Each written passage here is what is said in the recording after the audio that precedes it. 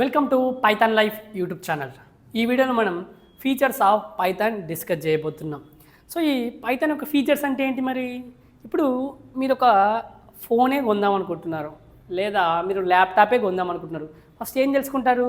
దాని యొక్క ఫీచర్ తెలుసుకుంటారు, స్పెసిఫికేషన్ తెలుసుకుంటారు. అదేవిధంగా మీరు ఏదైనా చూసుకోండి, బైక్ కొనుక్కోండి, లేదా ఫోన్ కావచ్చు, కార్ కావచ్చు, ఇంకా మీరు ఏ వస్తువు కొన్నా ఫస్ట్ ఏం చూస్తారు?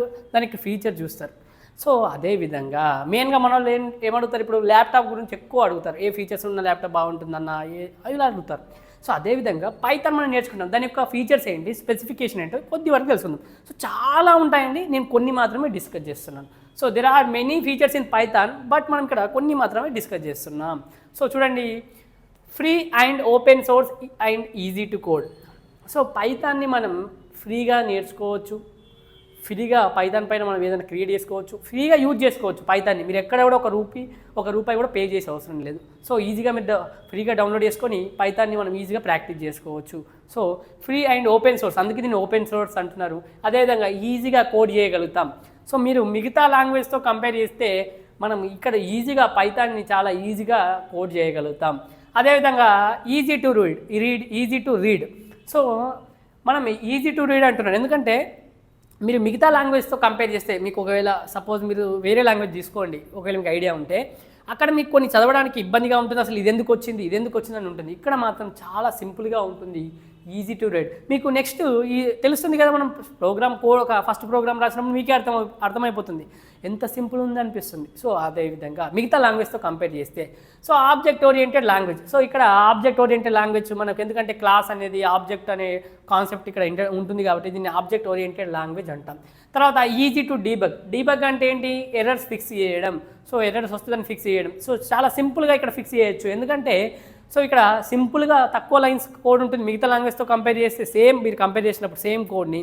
అదేవిధంగా ఇక్కడ మనం మొత్తం ఒకటేసారి చూసే అవసరం లేదు ఎర్రర్స్. ఇక్కడ పార్ట్లుగా డివైడ్ చేసేసి మనం ఎర్రర్స్ అనేటివి రెక్టిఫై చేసుకోవచ్చు. అందుకోసం ఇది ఈజీ టు డీబగ్ అంటారు.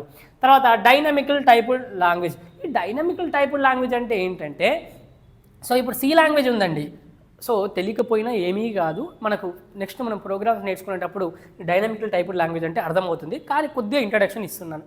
సో ఇప్పుడు మీరు సి లాంగ్వేజ్ ఉంది, సిలో ఏమవుతుందంటే మనం ఇంట్ ఏ అని ఇలా ముందే డిక్లేర్ చేసుకోవాలి. ఇది ఇంటీజర్ టైపా లేకపోతే ఫ్లోట్ టైపా క్యారెట్ టైపా అనేది ముందే మనం కంపల్సరీ ఇలా డిక్లేర్ చేయాలి. డిక్లేర్ చేయకపోతే కుదరదు.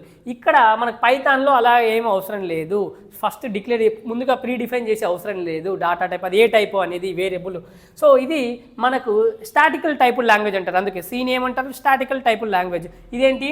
పైథాన్ని డైనమికల్ టైపుడ్ లాంగ్వేజ్ అంటారు. మనం జస్ట్ ఇంట్రడక్షన్ ఇచ్చాను. నెక్స్ట్ మీకు మనం ప్రోగ్రామ్ చేసేటప్పుడు మొత్తం క్లియర్గా తెలుసుకుంటాం కదా, అప్పుడు మొత్తం అర్థమైపోతుంది. అందుకే సీని మనం పైథాన్ని డైనమికల్ టైపుడ్ లాంగ్వేజ్ అంటారు. సో ఇంతకుముందు చెప్పింది సీని మనం ఇలా ఇంట్ ఏ అని ఫ్లోట్ బి అని అలా రాస్తాం, ఎందుకంటే ముందే డాటా టైప్ని మెన్షన్ చేయాలి. ఇక్కడ ఏమిటి? ప్రీ డిఫైన్ చేసే అవసరం లేదు. సో అందుకే దీన్ని డైనమికల్ టైపుడ్ లాంగ్వేజ్, సి లాంగ్వేజ్ని స్టాటికల్ టైపుడ్ లాంగ్వేజ్ అంటారు. So okay. సో ఇంకో విషయం కూడా తెలిసింది, సి గురించి కూడా ఒక పాయింట్ తెలిసింది, ఓకేనా?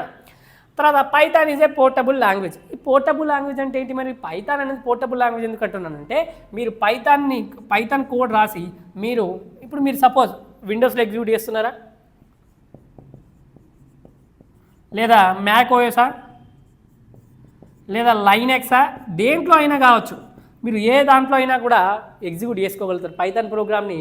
మీరు విండోస్లో కావచ్చు, మ్యాక్ ఓఎస్లో కావచ్చు, లైనెక్స్లో కావచ్చు, ఎక్కడైనా మీరు ఎగ్జిక్యూట్ చేసుకోగలుగుతారు, సంబంధం లేదు. అందుకోసమే మీరు ఏ ఆపరేటింగ్ సిస్టమ్ అయినా మనం ఎగ్జిక్యూట్ చేయగలుగుతాం మనం పైథాన్ కోడ్ని, సో పైథాన్ ప్రోగ్రామ్ని. సో అందుకే Python is a portable language. So ఇక్కడ చాలా ఇంపార్టెంట్ అయిన విషయాలు తెలుసుకున్నాం, కొన్ని మీ ఫీచర్స్ ఆఫ్ పైథాన్. ఇంకా మీకు ఏదైనా తెలిస్తే, ఒక పైథాన్ యొక్క ఫీచర్స్ ఏమైనా తెలిస్తే మాత్రం కామెంట్ చేయండి. సో ఇంకా మీరు పైథాన్ ఇన్డెప్త్గా నేర్చుకోవాలనుకుంటే కామెంట్ సెక్షన్లో డెమో లింక్ ఉంటుంది, చూడండి.